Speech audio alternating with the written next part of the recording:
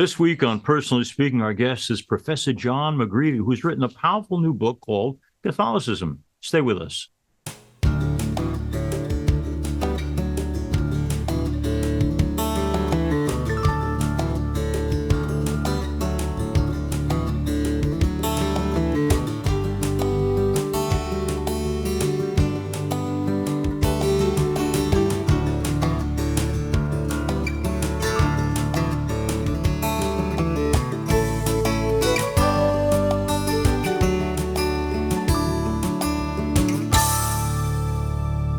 Hello and welcome to Personally Speaking. I'm your host, Msgr Lisante, and author John T. McGreevy joins me now.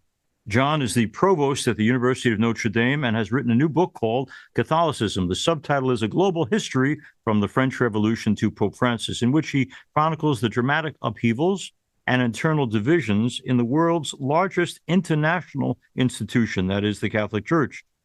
Professor John McGreevy is an acclaimed historian with a focus on both American and global religion and politics. He has authored 4 books that explore the people and the impact of the Catholic Church, and he's a professor of history at the University of Notre Dame.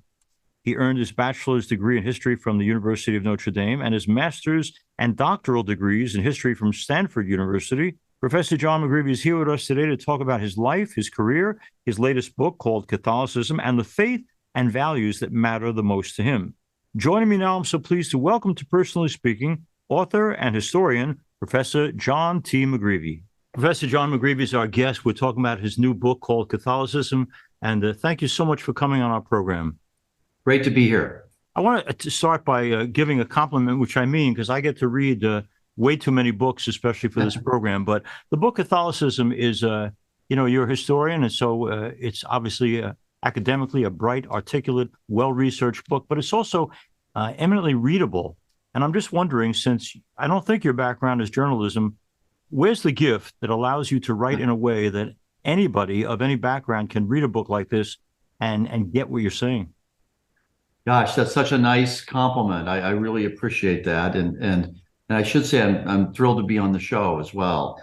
Thank you. I spend a lot of time with this book in the library trying to think, how could I write a book that my parents could read, friends could read, ordinary Catholics could read. Part of the mission of the book, on one hand, is to say to scholars the Catholic Church is a really important institution for understanding the modern world. It's the most multilingual institution, the most multicultural institution. Over half of the world's Catholics right now are people of color living in the global South. So that's one agenda for the book. But then another was just to help Catholics themselves reflect on how we got to where we are, and so to do that, you got to make the book readable. And I have to give a credit to my editor, Elaine Mason, who worked with me at W.W. Norton, who's the publisher of the book in New York.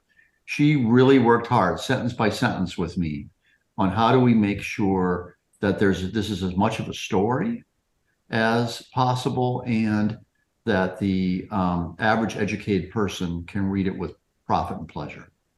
Professor McGreevy, when a person writes a book called Catholicism and works in a place like the University of Notre Dame, I'm always intrigued by family of origin. So your own journey in the faith, handed to you, given to you by family, or something you came to on your own? As a person, not just who's a great historian, but also a believer, how do you come to the faith? Well, very much handed to me. My parents are Catholic, and I went to St. Mary's Grade School and O'Gorman High School in Sioux Falls, South Dakota. Those are Catholic schools. And so that was just the world I grew up in. I was an undergraduate at Notre Dame, too. And so Notre Dame gets some of the credit for sustaining faith. Right. And I've been very involved as both a writer, but also on chair of the board of Commonweal magazine too, a Catholic magazine based in New York, and so involved in that too. Let me ask you too, for me, of all the things in the book that I enjoyed, I really hadn't done much looking at the sources, the root of the French Revolution, but was struck certainly by the level of anger that came out of the people. What had the church done back then that put it on the wrong side of the populace And what are we supposed to learn from looking at the French Revolution and the church in that situation? That's such a good question. Couple things to learn. One is that the French Revolution did turn by 1793 in a very anti-Catholic, anti-Christian direction. And there were real persecution of Catholic institutions, and churches were seized, and priests were killed, and nuns were murdered. And it led to a real exodus of Catholics from France. And that's part of the global story. All of a sudden, the French Revolution has global ramifications. And I will say, one of the priests who was scarred by the French Revolution indirectly was the guy named Basil Moreau, who founded the Congregation of Holy Cross, which is the sponsoring order at the University of Notre Dame. Yeah. So all around the world, though, there are exiles from France. At the same time, and if you ask yourself, why was there that antagonism? Many French people associated the church with the elite. The bishops are corrupt, but they get money from the government. Therefore, they have a kind of lavish lifestyle, unlike the ordinary parish priest. The leaders of the church don't truly believe in Christianity, but they go through the motions. The court of Louis XVI, the last French king at Versailles, I think they had 220 priests working at the royal court, if you can imagine. And so that there was a sense of, among many French citizens, of corruption, of really as corrupt as the state, the church, and that they were intertwined. And of course, the church in France in the late 18th century is almost completely government funded, as opposed to private contributions. It's really a state organization. That's one dimension. Okay. Another dimension is that at the beginning, many Catholics favored the French Revolution. They thought it would be good if the church and state were not so intertwined. They thought it would be really good to have more democracy within France. And so I write about both. I write about the persecution of Catholics, but I also write about Catholics like this guy, Henri Grégoire, who was world famous back then. And he was one of the early advocates of the revolution. He didn't favor the turn that it took at the end, but he saw promise in more voice for citizens. And he actually saw promise in more voice in church governance for ordinary parishioners and ordinary priests. And those two things were interlinked. And we kind of forgot that as the 19th century went on. And that's one of the things I want to just remind people of in the book. You remind people of many parts of the church that I wanted to talk about.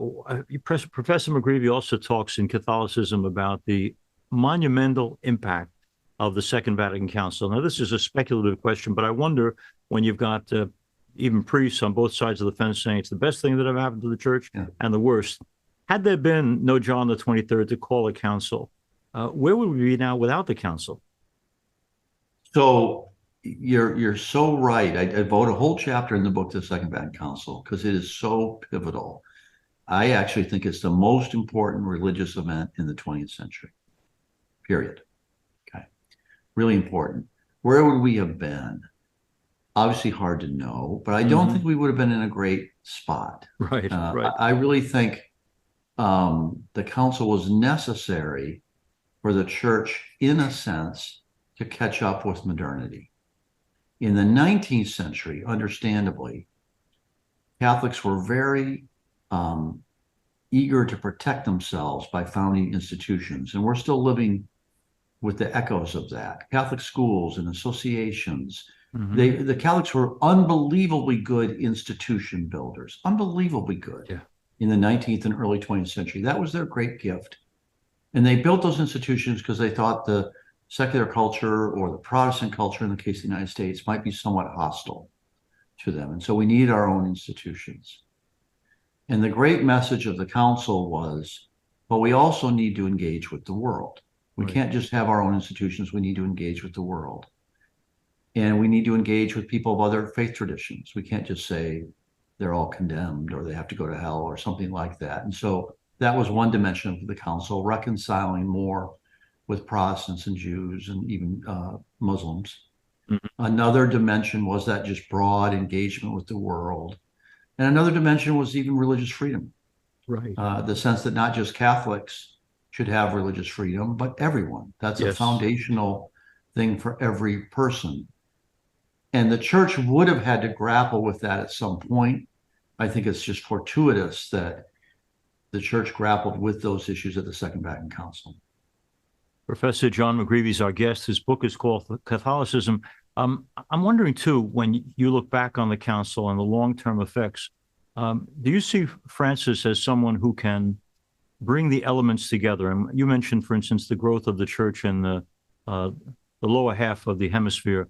And I'm wondering, we're told, for instance, that African bishops, African priests, for instance, are far more traditional and conservative than many in Europe and America.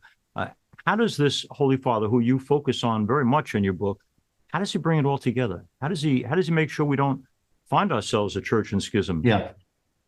Well, it's not an easy job. Let's all say a small prayer that we're not Pope Francis, right? This is what a great weight to have on you. Yeah.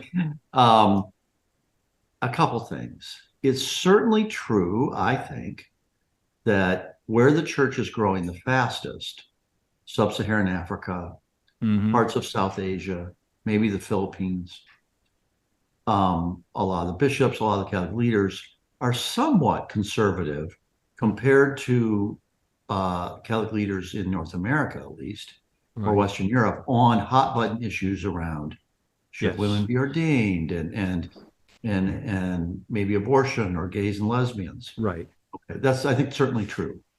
At the same time, they're more liberal than a lot of North Americans and Western Europeans on climate change and the need for redistribution of wealth from the global north to the global south, and the perils of ecological change in those regions. And their issues are somewhat different than our issues. One of the things I say in the book is 6% of the world's Catholics are from the United States. And so we sometimes need to remember we really are part of the most global, most multicultural, most multilingual institution. And the concerns of Nigerian Catholics, for example, I just choose them, are going to become more present in the global church. And those concerns will be more about tensions with Islam, climate change, redistribution of wealth, than they will probably about women deacons or other things like that within the United States. And I'm not saying those issues are unimportant. And we don't know what I think there will be a strong feminist movement, for example, within sub-Saharan Africa too. And that's something we just have to get ready for in the 21st century, that the issues of the global South will not necessarily be the issues driving people in Western Europe and North America. I want to step away to a more personal question here. Professor McGreevy, before he worked at the University of Notre Dame, spent time as a professor at Harvard University. I'm wondering, when you've been in a secular campus like that, as opposed to a Catholic campus, what's the God life, if there is one, on a campus like Harvard? And what's it like now to be in a campus which is, I have lots of folks in my neighborhood who have gone to Notre Dame, and they love the Catholic spirit there. For you as a professor, the difference between working in a secular campus versus a distinctly Catholic environment, what was it like, and how well did you survive at Harvard? I loved Harvard. Okay. And I was a graduate student at Stanford before that, and I loved Stanford. Those were places that, those are both secular places, but those are places that welcomed me. I learned a tremendous amount. I made good friends. And at both of those places, there was a lively Catholic community, I will add. There at Harvard, at St. Paul's, which is a parish right next to the campus. At Stanford, at the kind of Catholic community, student Catholic community, where I would go to Mass. So I wouldn't underestimate the importance of those communities and the liveliness of them. They were great communities for me.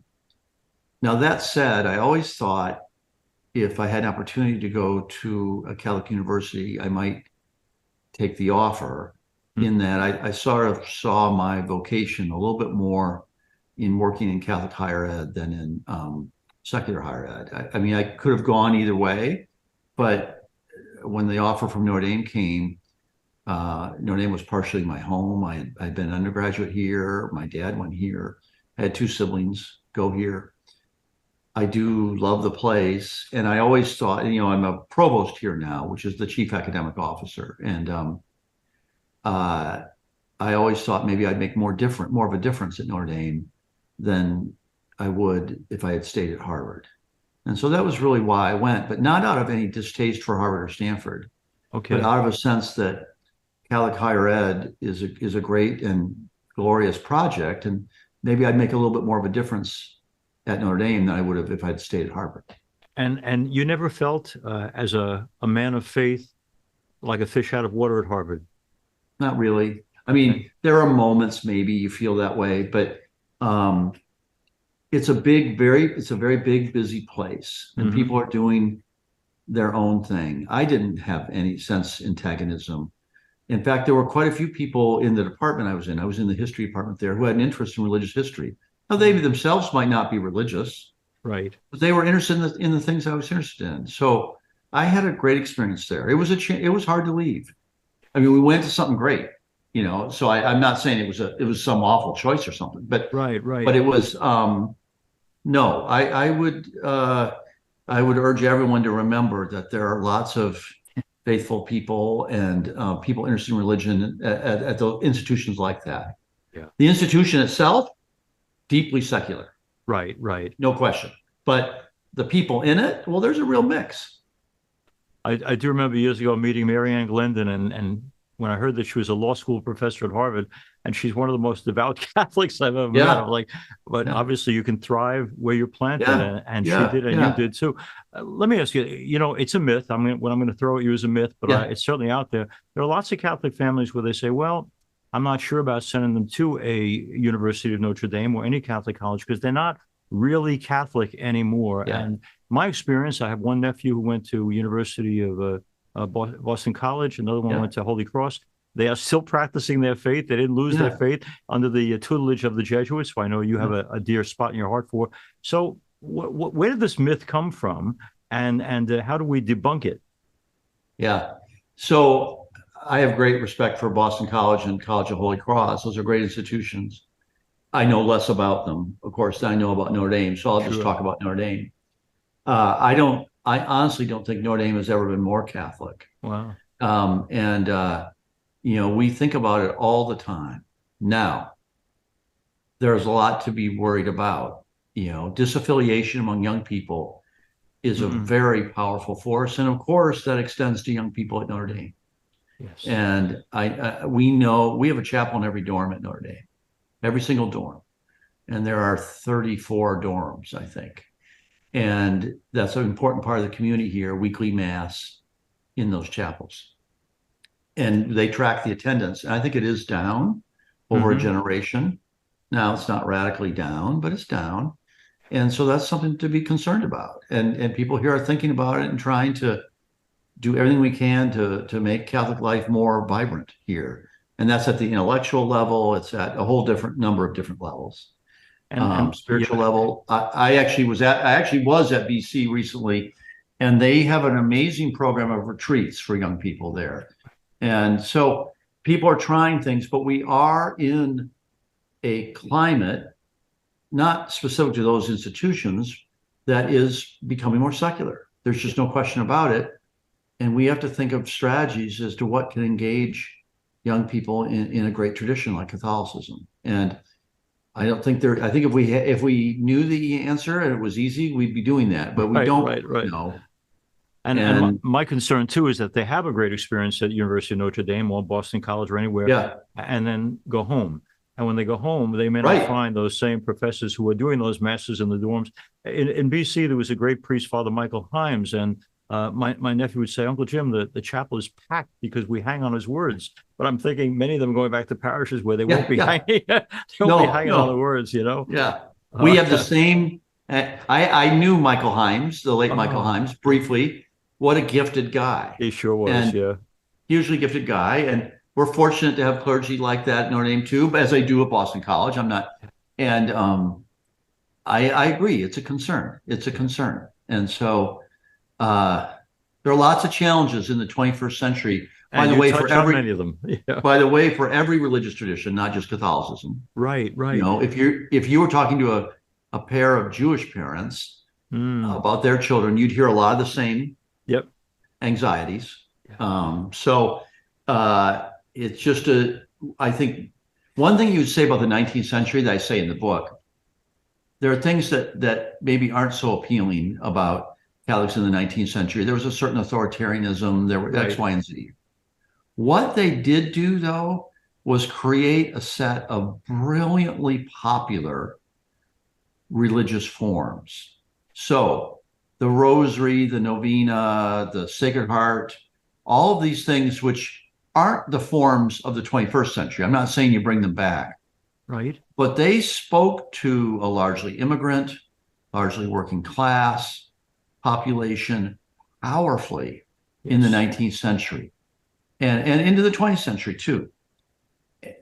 Like I said, I don't think those are the forms that will appeal to young people in the 21st century, but we need religious forms, devotional forms Yeah. that will grab people and say, yes, my life has purpose, and there's a purpose in my life, and it has meaning, and it comes in part through being in part of this community. All of that, I think, remains to be seen, and that's really what I think Pope Francis is trying to do too. Yes, and you're right. I think both have a place. At the March for Life this year, the actor Jonathan Rumi, probably several 100,000 of the people at the march were people of Yeah, college age or high school age, and he called them to pray the Rosary daily, and a cheer went up like you wouldn't believe. And I thought that young people are cheering for the Rosary yeah, yeah, surprises me. So I guess there's plenty of room there. Let me ask you too, because it's something that you get into in the book. We're talking to Professor John McGreevy. His book is called Catholicism. I'd be remiss if in this time I didn't ask you. You write a whole chapter about the experience of the terrible scandals, and I just yeah, had a pre-Cana class this past week where the kids raised the issue again. One of the reasons they don't go to church, they're yeah. horrified by what took place during the scandals and cover-up. Having researched it and written about it in Catholicism, do you see a path out of this horror? I do. So it is a horror, and I devote a whole chapter in the book to it. And some people have said that's too much, and other people have said it's too little. But I hope it's about right. Right. And where did it come from? Now, there's sexual abuse that occurs across society, and we're learning that more and more. And I think most people, Catholics included, were naive about the extent of sexual abuse 40 years ago. Mm. And so I'm not shocked that sexual abuse occurred within the church. What is shocking was the cover up, even more than the abuse itself. And then we ask ourselves, well, why the cover up? I just recently complimented the Catholics of the 19th century for their brilliant creative piety. At the same time, the structures they built in the 19th century, and which continue in some ways today, were structures based on very tight authoritarian control, Hmm. usually the exclusion of lay people, Right. usually very few women in power in those structures, and a sense of we've got to protect our own against a potentially hostile world. That is the ingredients. Those are the ingredients for a cover-up. Yeah. So there's terrible sexual abuse in families, in the public schools, and we're learning, team doctors for athletic teams and in private schools that aren't Catholic. But what's distinctive and troubling about the Catholic case was that mix of spiritual and sexual. Sometimes that was especially powerful. And the sense that, well, we can't air our dirty laundry. We're going to transfer the priest from the parish and not say anything because that would be embarrassing. And a priest is a man of God, et cetera, et cetera. That came out of the 19th century too, like many other good things, but that attitude has to be destroyed. Now, I think the evidence of the last 20 years is we've made a lot of progress in countries like the United States that have gone through this brutal ongoing crisis.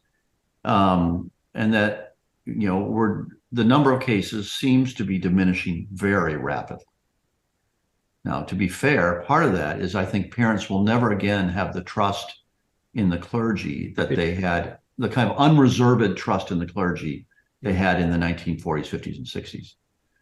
But that's okay, maybe, because I think the data suggest that a lot of the things that have been put into place in Western Europe, the United States, are working. Yeah. Now, we look around the world, they still haven't grappled with sexual abuse in Poland, in Italy, for that matter, in parts of Africa, probably too. And so there might be another wave coming as those countries start to grapple with it. But long run, I think a lot of the steps that have been taken to protect young people, especially, seem to be working. Last question, I promise. Professor McGreevy is our guest.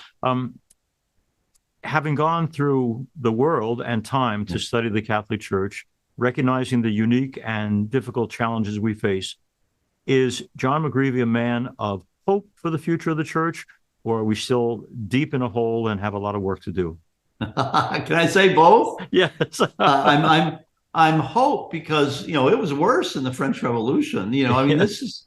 these are in some sense easier challenges. I mean, I think we don't know what the future holds. Historians are very poor prophets. But you can't read this book, and certainly I feel this, without being stunned by the tens, hundreds of millions. Remember, there are 1.2 billion people in the world who are baptized Catholics, who are attracted to the church, and the church as a source of salvation, as a source of meaning, as a source of community.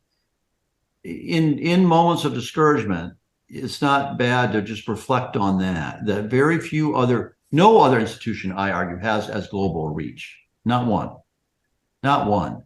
And so lots of problems, but if you'd have been a Catholic in 1802, you'd have thought this was not too bad. And so let's just, we'll see where the 21st century takes us.